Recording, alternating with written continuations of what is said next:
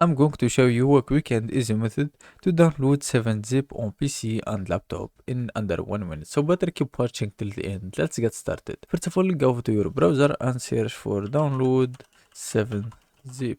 Click on the first link. Then choose what Windows version you have and what bits. Make sure that you know what information about your PC, but for most people are Windows and 64 bits. Click on the download right here. And the download will begin. After completing the download, just click on it, and the security pop-up will appear. Just click on yes, and then you can change the destination folder. For me, I will leave it as default. Then click on uninstall. The installation has completed. Click on close, and let's check for a folder. As example, this folder.